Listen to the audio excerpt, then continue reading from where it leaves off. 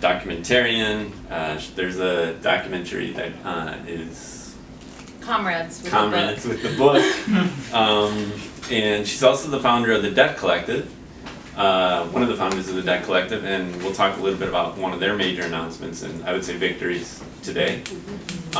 So thank you very much for taking the opportunity to talk about this landmark here. And let's just get Who are you? Oh, yeah. So I'm Jason Wozniak, and I teach at Westchester University in Education Foundations and Policy, and also have done work with the Debt Collective and a bunch of other different things here and there, different places. So it's an honor to be up here with both of you.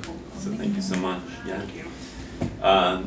Do you want to start off with the reading, or do you want to get into the question of what is this thing that we call democracy? Because we had talked a little bit about how democracy is kind of like time. Like you know what it is until you start to try and think about it and talk about it. So maybe... Yeah.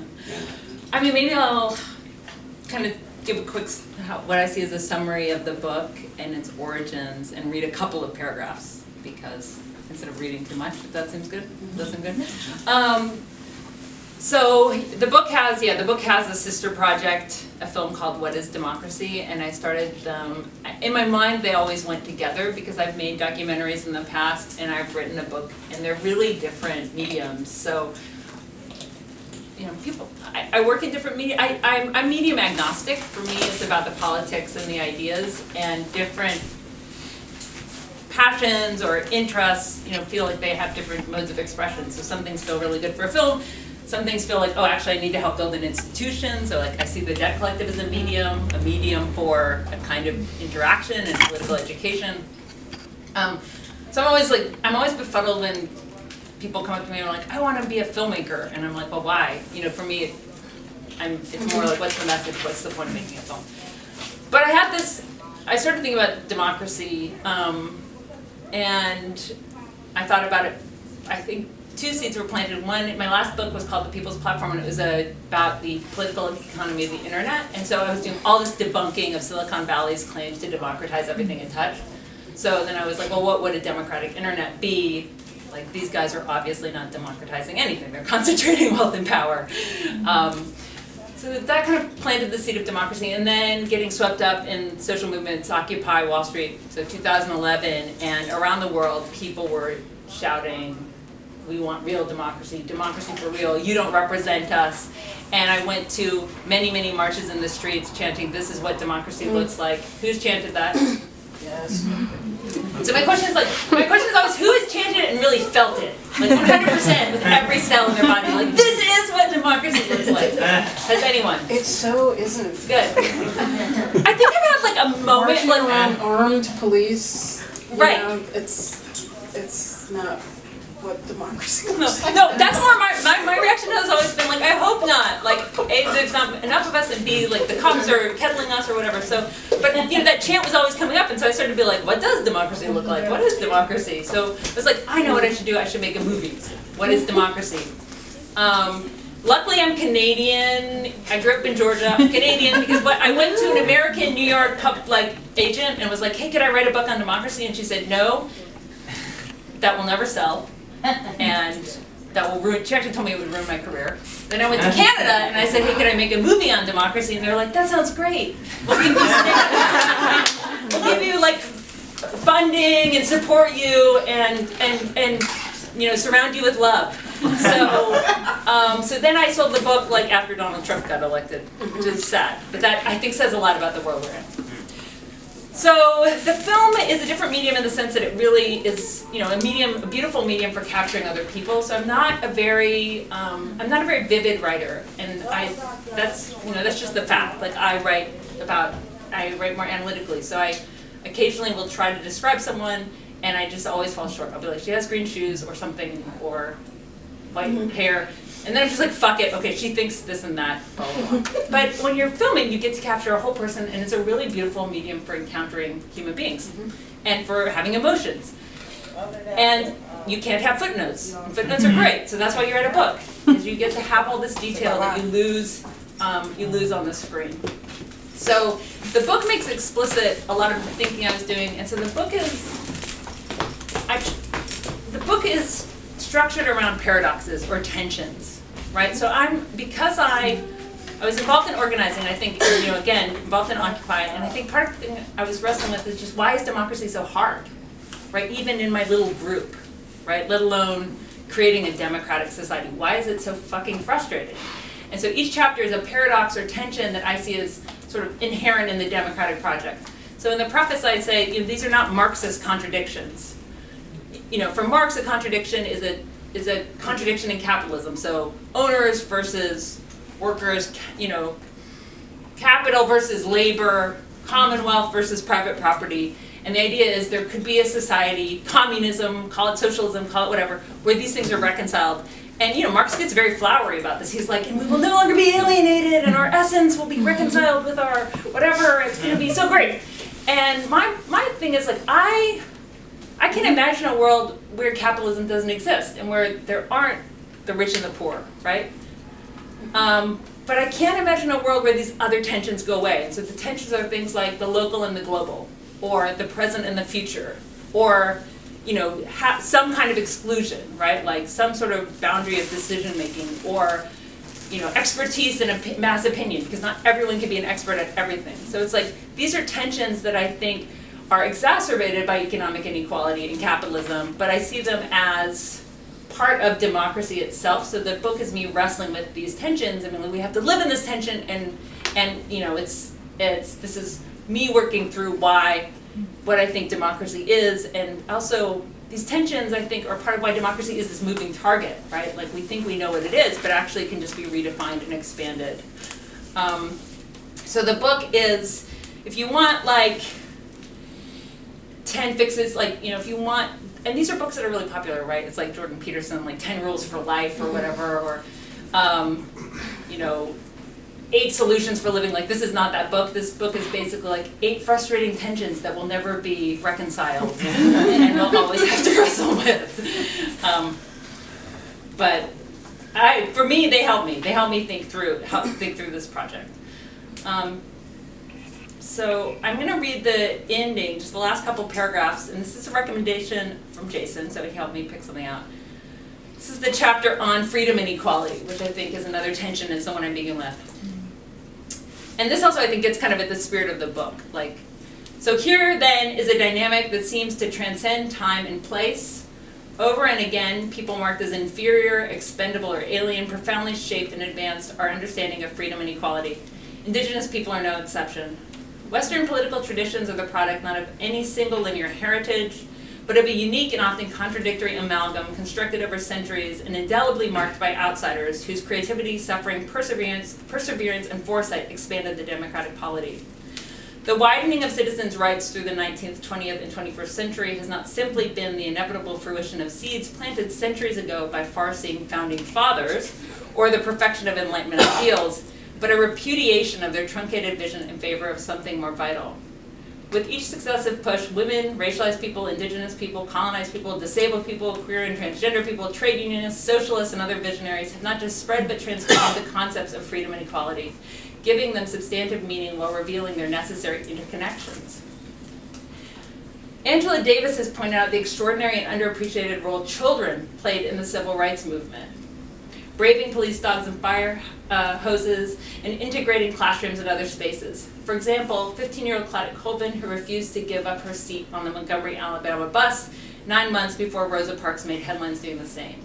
And today's teenagers are continuing the tradition by leading the charge against gun violence and climate change, highlighting how the freedom of weapons manufacturers and oil companies to profit jeopardizes the security of our school and planet.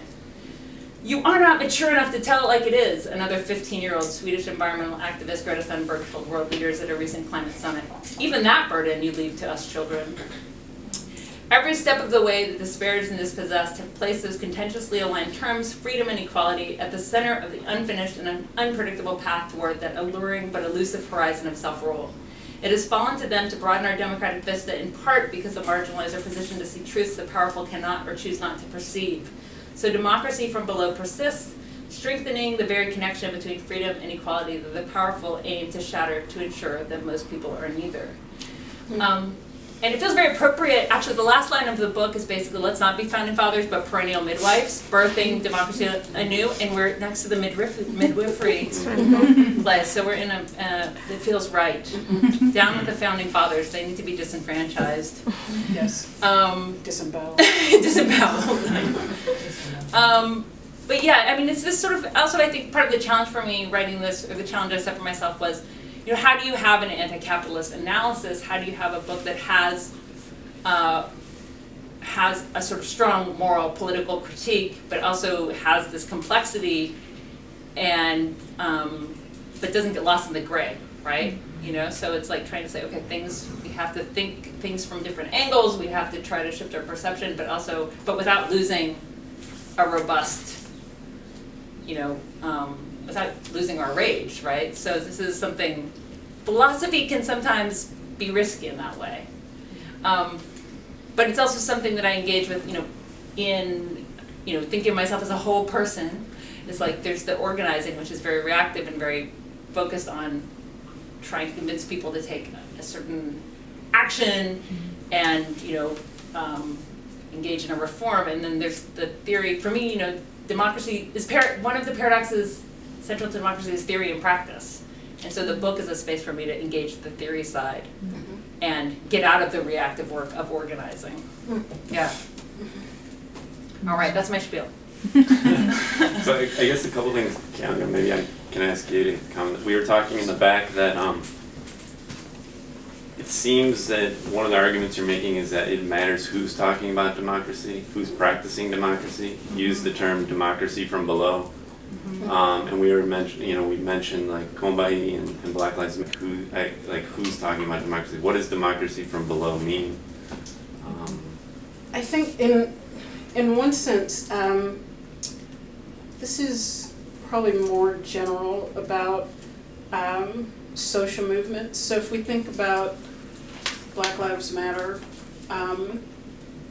as a series of mobilizations, 2014 really, well, we think about this one period of time from 2014 to the Baltimore uprising in April of 2015, that for people, I think, who have been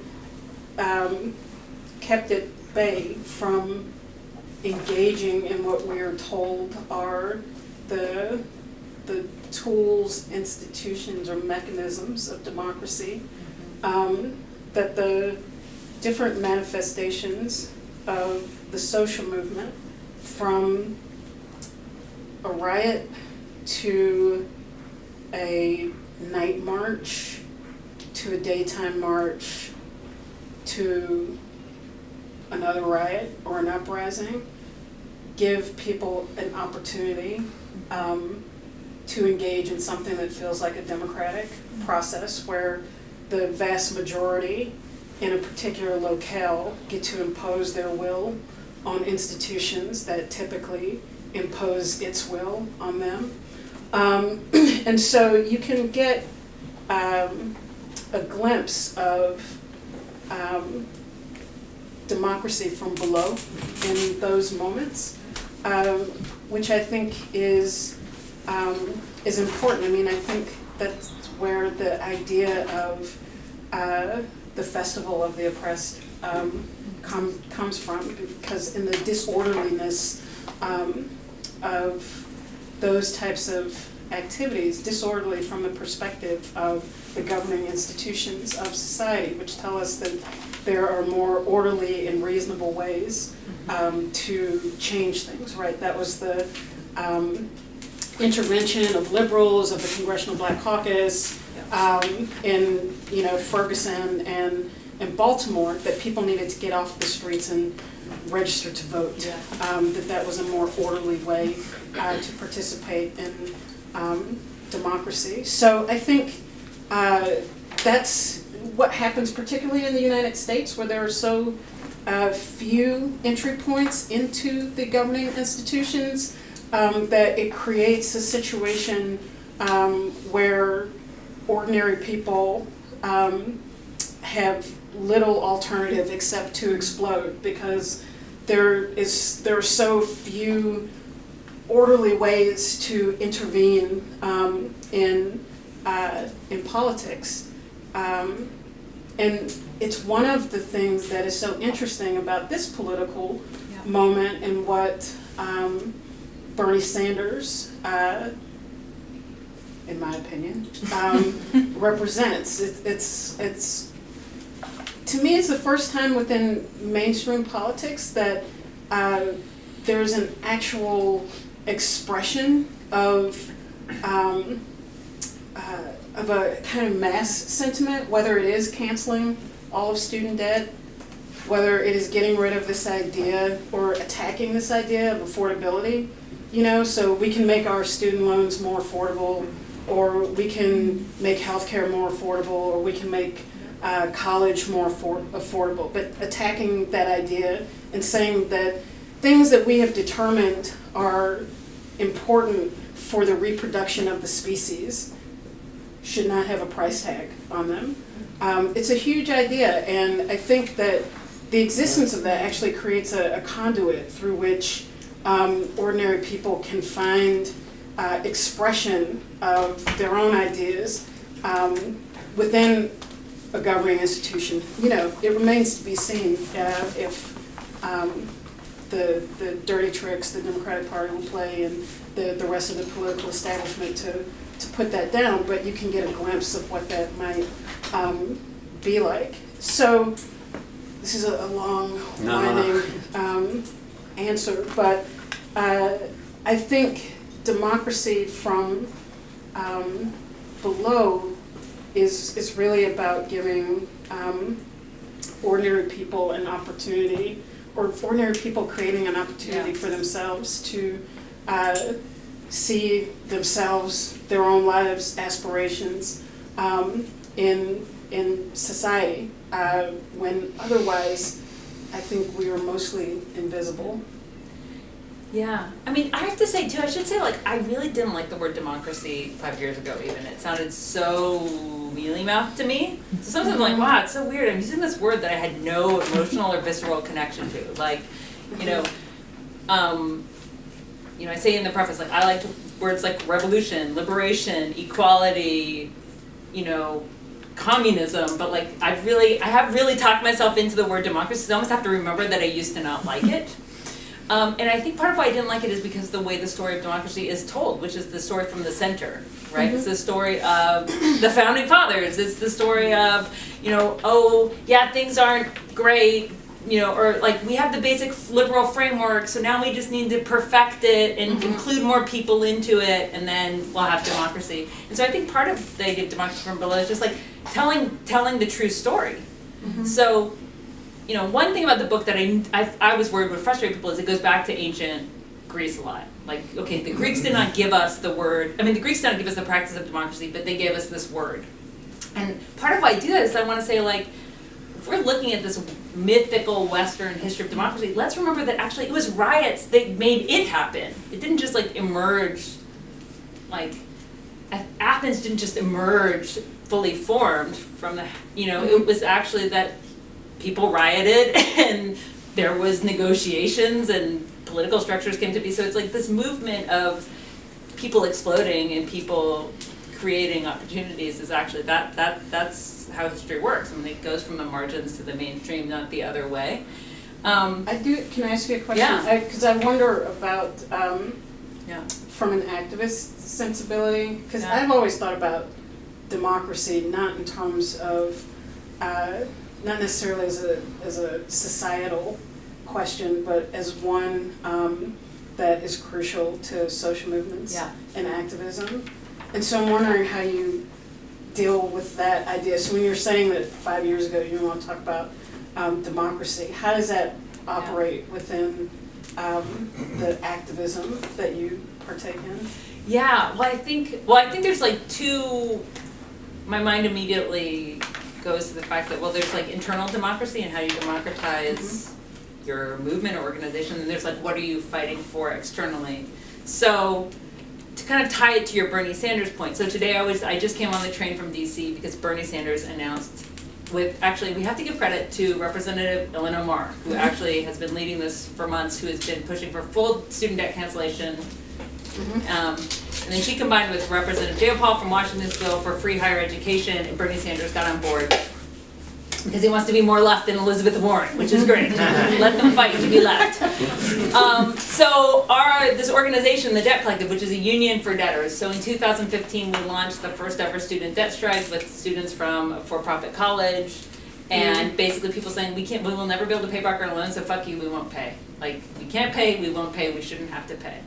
And so today, you know, what we did at the press conference, we brought debt strikers there, and to say, not just is this bill being introduced, which would, I think, create space for a new public imagination, right? To say, like, wow, what would it be like? What would I do if I didn't have to go into debt to go to school? Like, who would I be? What kind of life would I live? But also to say, you know, people engaging in economic disobedience got us this far. So again, this idea was when we were saying, hey, their debt should be erased in 2015, I mean, there's all of this mainstream media that's just telling us that it will never happen, it's totally unrealistic, and to like accept some tweaked interest rate as like the horizon of possibility.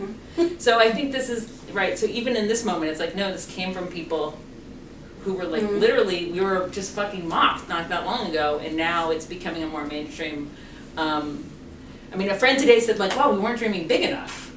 You know, like maybe we should, instead of asking for debt cancellation, we should be like, we need a jubilee and a refund. You know? So I'm like, Elizabeth Warren's at like 75%, Bernie's at 100. I'm like, can we get 120? You know, like back pay for what's been stolen from us. So, but I think it's hard. I mean, if you ask me as an activist, what does democracy mean in your group? I think this is part of what planted the seeds to write the book, because.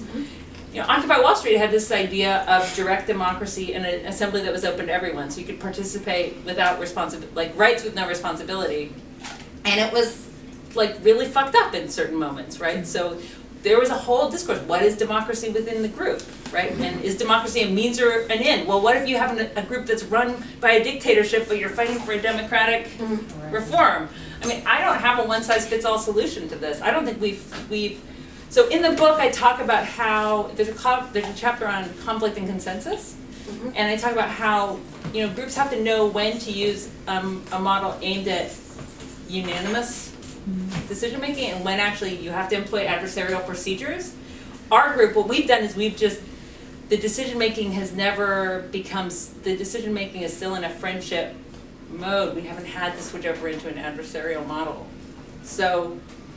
What is an adversarial? It's where people in the group just have like irreconcilable differences, and so then you're gonna have to figure out something like majority rule, right? Or something to figure out, because you're actually, the more you sit and talk, because you actually just don't fucking agree, the more you sit and talk, the more frustrated you're gonna get. Yeah. So you actually have to know how to give up and find some other. So I think, to me, democracy in the group and beyond, those are aspirational things, but how to actually, I have not found like a tried and true method for Well, I think doing about the tyranny of structurelessness. Yeah. You know, which was sort of part of the Occupy problem. Right. And well, I think it's in Black Lives Matter. It was, you know, the claim of being leader. We're leaderful. Yeah. So that we don't have leaders. We're all leaders. Much space for in their lives as society is currently established. And for me, you know, I'm someone who dipped into the academy and then, you know, also could Dipped out. You know, partly because I wanted to take up the project like, well, how do we engage these like intellectual, abstract, philosophical ideas, but not in a classroom? Because these things, I mean, I think if there's one discipline that absolutely should be democratized, it's political philosophy. Like, political philosophy is not metaphysics. It's not empirical political science, right? It's how do you want to live? How are we going to work this out? And that's something that should be open to everybody. So, I mean, But you're a professor. the accidental professor. No, the education in the U.S. is set up to reproduce ignorance, and so Or the class divide is so hard that it's the more money you have, the greater access you have to something resembling an educative process that might free you, right? So you can go to Waldorf. Yeah, exactly. If you have enough money that, you know, some education experience that tries to buck against the hierarchy that is otherwise certainly a part of the architecture. But otherwise, it's not just setting you up to function in capitalism. I think for public schools in most cities, it's setting black and brown children up to go to prison. I mean, that is the whole kind of, not just the actual discipline of expulsion or suspension, but the entire engagement with students to not talk, to learn how to take orders. I mean, there's something crazy when you think about how you know, public school students, elementary students are taught how to line up in silence, and then you go to prison, right? I went to a prison in Illinois in December, and it's the same fucking thing. They are commanded to line up single file in silence, and it's the same kind of dynamic of deference, submission to authority, and utter dictatorship, and loss of bodily and mental autonomy in school and in prison. So it's very oppressive, and it's not actually set up to teach you anything except how to obey and follow the rules. And in that way, it reflects many aspects of society at large. I mean, we live in a society that is set up to reproduce ignorance, which, you know, any engagement with the evening news demonstrates. You think about, I saw Ralph Nader in 2000 when he was running for president talk about the local news, and just think about it. What is the longest section? The two longest parts of the local news: the weather and sports. But now there isn't even local news. No, there's still, there's, you know, ABC, NBC, CBS, they do their little 30-minute thing. So you get the first 5 minutes are all the murders committed by black people in a city for that day. And then you get about 7 minutes of weather and 7 minutes of sports, throw some commercials in, and then you get the you know, the national news, which is, you know, Whatever. Ridiculous. yeah, something equally crazy. And so there's no, and then you take that, and then you look at like politics and how, you know, we're always in campaign season. I think that's another problem. there's like a 9-month period out of every 4 years where there's not like a campaign going on. But the discourse, I think someone did a study on this. It's like the campaign discourse is at a 3rd grade level. And it's all just sound bites and stupid slogans and phrases that don't mean anything, that don't say anything. And this is part of the reason why people check out, right? There are 240 eligible voters in the 240 million eligible people who are eligible to vote in the United States. 138 million did not vote in the last election. You know, and pundits come up with all sorts of explanations of people don't care, they're checked out, they're lazy. And it's just like, the level of discussion is so, it's the level of discussion is insulting to anyone who listens to it.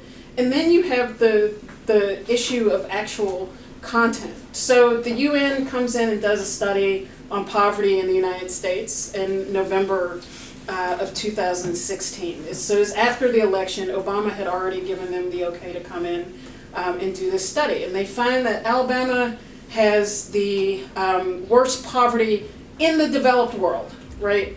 And so part of the the evidence of this was PVC pipes that take waste from the toilet and dump it in a hole in your front yard. So if you've had this plastic tube dumping shit in your front yard from Clinton to Clinton to Bush to Bush to Obama, and now Trump just got elected. Like, what is the compelling reason that you should go out and vote for whoever is, you know, put in front of you? Like, what is the existential crisis that you are going to go through if you don't, you know, participate in this, when the same plastic tube dumping shit in your front yard has existed from one administration to the next? So you combine that with this absurd and stupid level of political discussion, and you get complete and total alienation, which of course is why this election cycle thus far is so different, because there is a substantive discussion about what the issues are and what the solution could be. So Bernie Sanders gives a speech and says it's capitalism, and that some form of socialism, democratic socialism, is a response to that. And so whether you agree with that or not doesn't really matter. It's the substance of the issue that stands in such stark contrast to what is typically on offer, which all is to say that education comes outside of the formal institutions that it is supposed to. So it's social movements, and not just for people within them, but for society as a whole, right? So I can really go on my but if you think about like the debates about whether black people are biologically inferior or culturally inferior, you know, they're just sort of going back and forth from the end of slavery really up to the end of the 1950s and beginning of the 1960s. And what changes that discussion? It's the civil rights movement, right? Mm-hmm. It's when King and the liberals march in 1963, it's for jobs and freedom. It is creating a structure to understand the oppression of black people.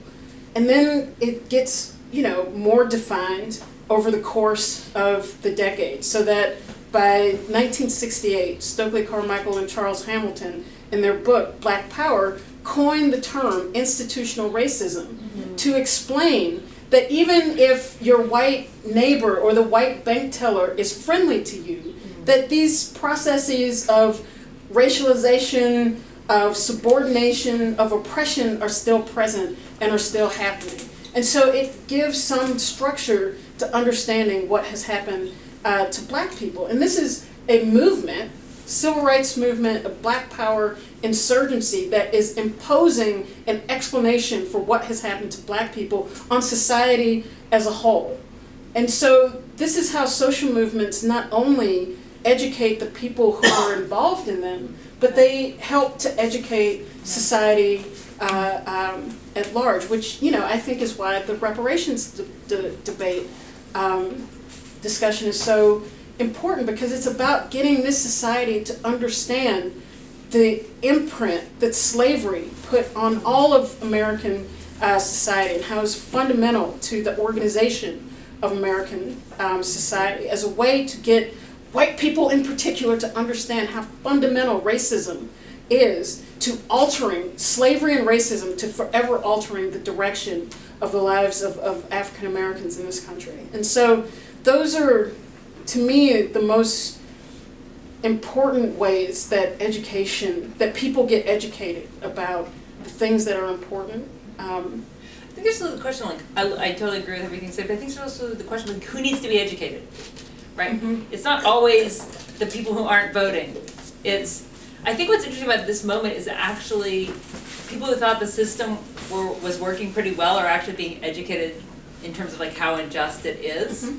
So people are often very, well-meaning liberals are often very sanctimonious about voting, right? So all these people that you just mentioned don't vote. Yeah.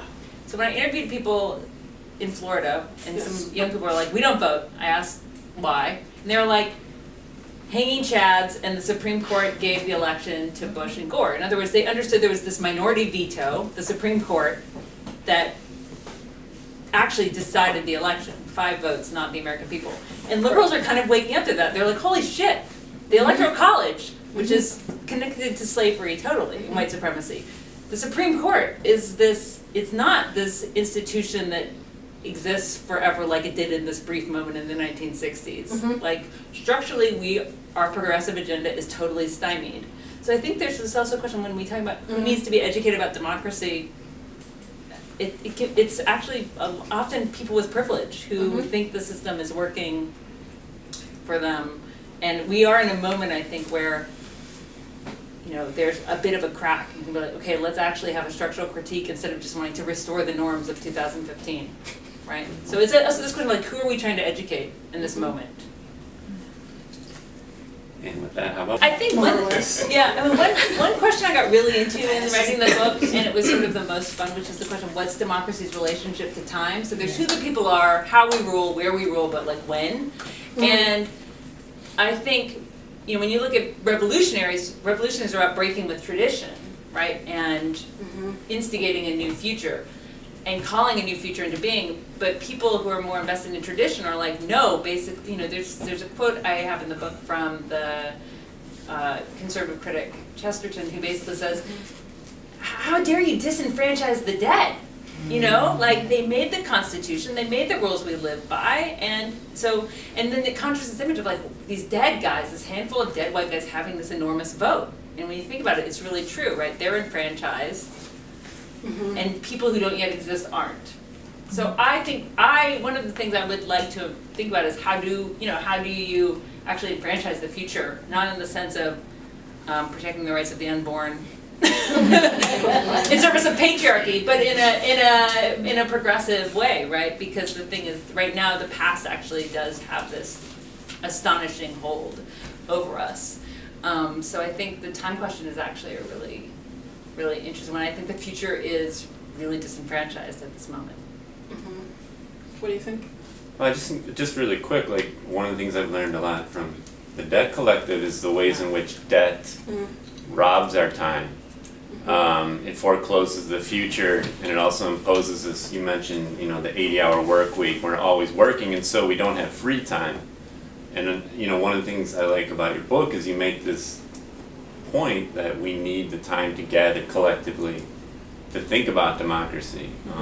And kind of ironically, going back to education, we talked about this at a breakfast once. The word school comes from the Greek word skole, which means free time. And it also means suspension. And there's all sorts of ways we can problematize this, but it's fascinating because it was thought of as a suspension from a lot of these pressures of society in order to think together about things that we don't normally have time to think about.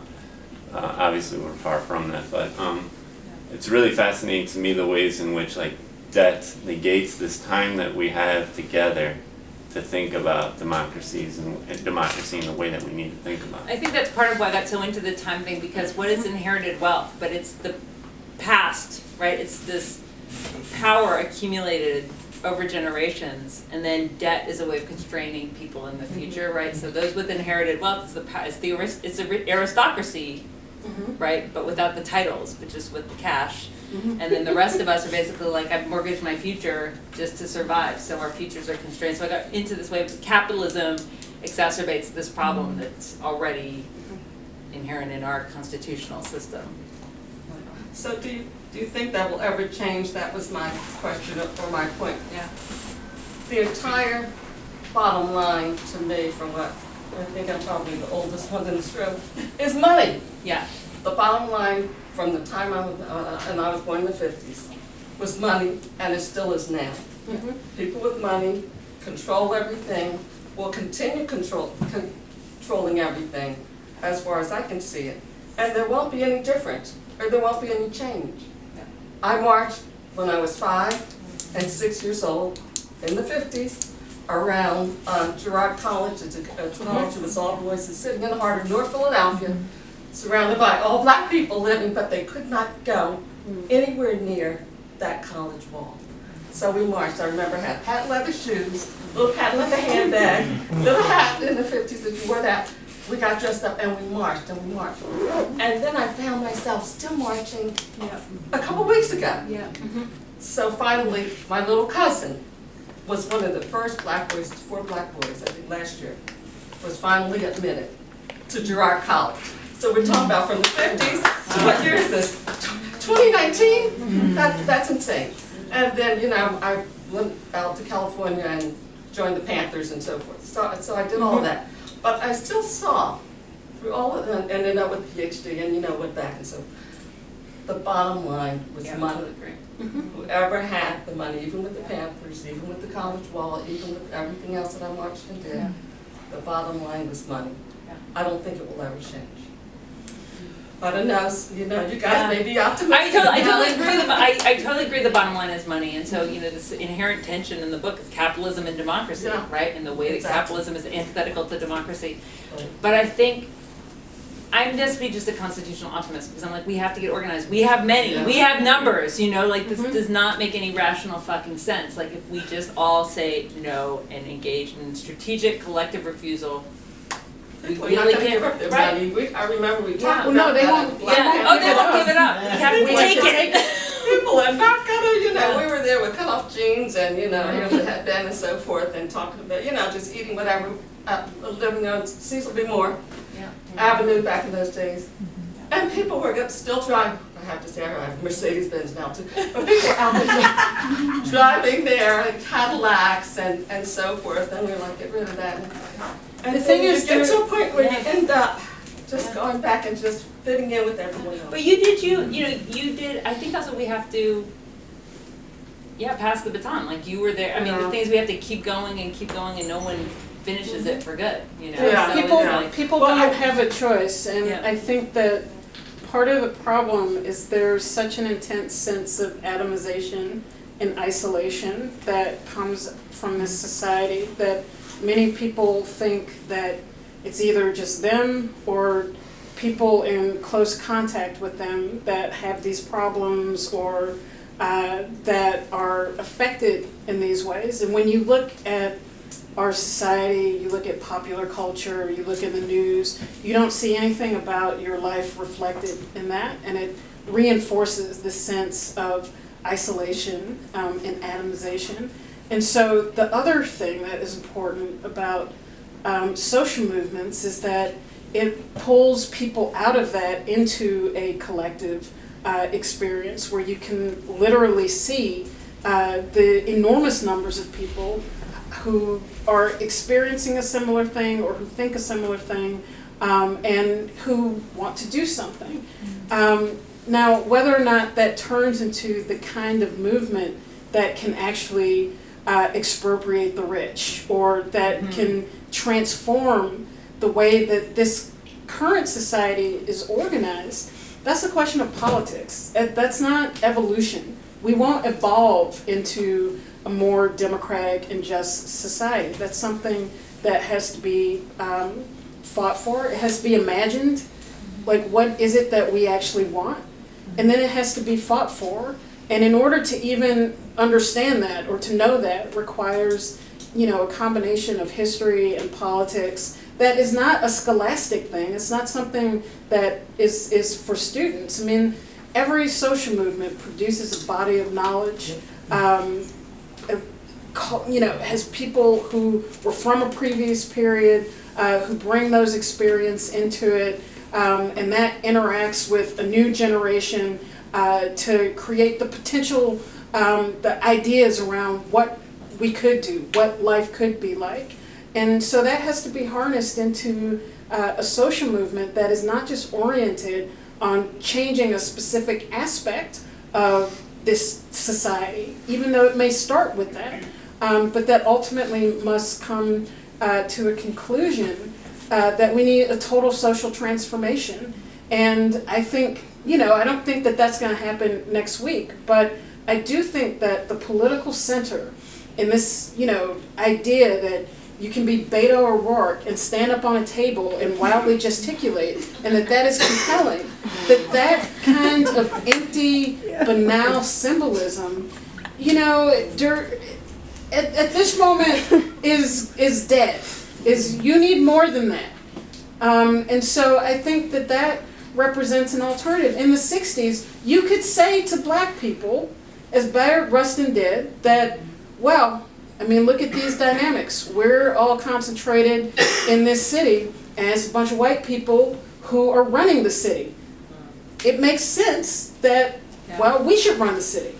Give us the keys to the city. We should be mayor, we should be populating the city council. That made sense. It doesn't make any sense anymore. In Baltimore, you have a black woman who is the mayor, the chief of police is black, half the city council is black. When they put down the rebellion, they called a black woman who was the head of the National Guard unit to come and put it down. A rebellion of young black people. So the strategy or the idea that black people just need political representation, and all of this is happening with the first black president 40 miles away and the black attorney general, you know, the first black attorney general 40 miles away. Those things, Black Lives Matter, the whole thing, it's like we need more than just political representation. So this isn't about history repeating itself. These lessons are cumulative. They build over time. And so we're at a political period where just the calls for representation, the calls for civility, it's not enough because the level of debt, the level of repression, and just the inability for capitalism to solve people's most basic problems is running into the you know, it's not just a marginal group of people that can be ignored in the media. It's happening to a much greater portion of the population, which makes it difficult to ignore. So the ability to transform that then becomes a political question. It becomes subjective and not just an objective question of, you know, well, everybody benefits from capitalism, so why are we even having this discussion? But I think also, you know, the Panthers had a critique of capitalism, right? They're anti-capitalist, but you can't see the way the system you're fighting is going to adapt. So, you know, who would have predicted financialization and the way the world transforms? So we also, I mean, there is, you know, our adversaries are really powerful and really smart. They're going to adapt to circumstances, and movements are going to have to, it's not just like learning past lessons and accumulating knowledge, because you're also going to have to adapt to the changes that are being made and the ways that you're going to be undermined or co-opted. So I think it's really tough, you know, and there's sometimes, I think there's going to be generations where you're just trying to hold the line. I talked to this one civil rights lawyer. And in both of your work, there's this, I think, consistent theme about it. We have to go beyond integration, inclusion, diversity, Equality. right, equality, some of these terms. And so what would it mean to do more than just integrate into the house that's clearly burning for, in a lot of different ways, right? Well, I think that you use this phrase that I love, and I learned it from you, which is predatory inclusion. And we see that in our debt work, right? Which is like, yeah, you want credit? I mean, you want to go to college? Okay, well, we'll give you this predatory loan. So, you know, the cost admission is going to be really, really steep. So we, you know, this is something, again, people who are fighting for integration wouldn't have foreseen, like, oh, okay, there's going to be there's going to be systems that actually, you know, as the debt striker said today, the woman Pam Hunt who spoke, she was just like, I'm worse off for having gone to school like I was told to do, well, because of predatory inclusion. And your work on housing is really focused on this too. So this, there's a problem having a society where, with home ownership, that your personal ability to accumulate assets determines your quality of life. And that is especially a problem when black housing, black neighborhoods are permanently devalued in this racist society. So accepting that framework means accepting that inequality is static. It's, you know, you can't point to some golden age in US history where black property, unless it was when black people were property, had a, you know, commensurate value with white property. And so the whole framework accepts the unequal status of black people, and that inequality is embedded. We call it the racial wealth gap, and it will never go away as long as we rely on home ownership as the main way in this society where the welfare state is completely anemic, if non-existent, that is the way that you get ahead in society. So it's similar to the idea that you must take out, education is the key to liberating yourself. So you take out tens of thousands of dollars worth of debt to liberate yourself. It's the same idea? Yeah. More than that. Yeah. Yeah. I've got 75K. To the question of housing, what, in your opinion, is the significance of the Chicago study that Tallahassee recently testified about? For the first time, we have a quantification of the impact of redlining. We have a number. We have a number. It's in the billions. 4 billion. Yeah. Okay, so this has been the question dogging the reparations question. I mean, how do you quantify it? Impossible. It's been quantified for a city. And there are multiple cities, and there are multiple regions throughout the country. And the 4 billion number is, I mean, It's an estimate. Yeah, I mean, the 4 billion number is an underestimate. I mean, that's the best that they could come up with. But we know that in 1958 to 1960, 89% of African Americans who bought homes in Chicago bought them on predatory contracts. So when the Federal Housing Administration was insuring loans for homes, they were doing it at 6%. For black people who had to buy their homes on contract, those contracts were anywhere from 15 to 20% interest. And so they were able to capture some of the people, some of the contracted homes, but certainly not all of them. So we can say that tens of billions of dollars were extracted from African Americans in Chicago. Land installment contracts were a way that black people purchased homes. It's like buying on rent, buying a house on layaway in cities across the country. So we can multiply that, as just one aspect of the debt burden that African Americans have accumulated. So a follow-up question is the approach therefore a legal approach, first and foremost? Do we reclaim, does that community reclaim what is due them through the legal process? Does this go to the Supreme Court? This was legal. This was legal. Well, it may be proven not to be legal. No, but it was legal. Contracts, there are still land installment contract practices across the country. It's completely legal. Segregation was legal also. So it becomes a political, are you saying therefore it's a political question? I'm saying this is a problem with capitalism. That these things that we point to are, it wasn't legal that the FHA refused to insure loans received by black people, except that they said that it had nothing to do with race, it was because of location. So then you have to deal with that issue. And then land installment contracts, they are used to this very day. In fact, they are resurging in popularity.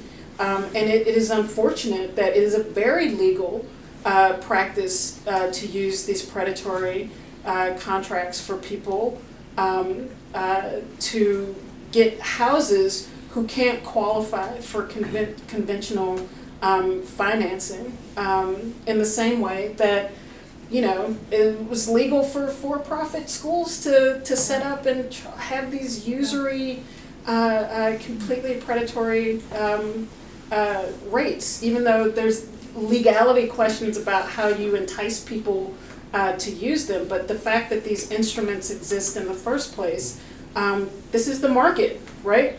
This is the market. What any reasonable person is willing to spend money on is deemed legitimate. And this is the problem with capitalism. It's one of them. Yeah. Well, I mean, we have to look at how it's adapting too. So what are the shifts in housing? So now it's that you're renting, but your landlord isn't an individual, right? It's a hedge fund that's speculating on blocks of property. So I think we also have to, like, this is the tension. We have to think about the past and how it shaped the present, and then look at the way these systems are evolving and who the new adversaries are, right? So this is, you know, because we're still dealing with the aftermath of the 2008 mortgage meltdown, and yet as people are unable to buy homes, partly because they're weighted down by their student debt, it opens space for new kinds of predatory housing arrangements. So Because everyone has to yeah, live because somewhere. everyone has to live in an asset, Right. someone's Right. asset. One way I hear Yeah. both of you too and read you is that you could have the most radical candidate or legal strategy, but if there's not a movement behind that, this isn't gonna go down. I mean, you make a comment, like, I think you wrote about this in The Guardian, about Warren's plan. About, well, it might fall short, it might also open up the possibility of like cultivating a movement that could push for further, more radical demands. And so I think, again, one thing I hear you talking about here, but also in your work, is this need to like have a movement that can fight for and push forth some of this stuff. Yeah, I mean, you know, Sanders could become president tomorrow, but without the people's revolution, Right. it's not actually gonna work. You had gave an example about a list of presidents, a chain of presidents that was coming down the line, while Alabama still had Yes. the pipe with feces falling in the yard. So by the time it got to Trump's election, why vote? The question would be, because can it get worse? I mean, yeah, things can always get worse, but I guess my point is that that's pretty bad from one generation to the next, and Right. it can get so bad that it can seem inconsequential. That's apathy. And I think sometimes that we get jaded easily and we get stuck on apathy, so we start to question whether democracy really exists when it does exist. So if it was that bad that you sat there and watched it, president after president, and then by the time one came up and you still sat there, that speaks to apathy. You should enforce your democratic right to go vote, but sometimes we get jaded. So you think it's not that bad, so you won't vote. So you Well, won't. I think people think it is pretty bad. Obviously. But that voting doesn't necessarily change the situation. Okay. And I don't think that that's apathy. I think that that is taking the cues that society is giving you, precisely because of the absence of democracy. And this is, you know, the lack of democracy and control that ordinary people have over their daily lives is part of what makes people cynical about the ability, or not the ability, the willingness of elected officials, especially the more removed that you get, so a president, to actually be concerned or to do something about those conditions.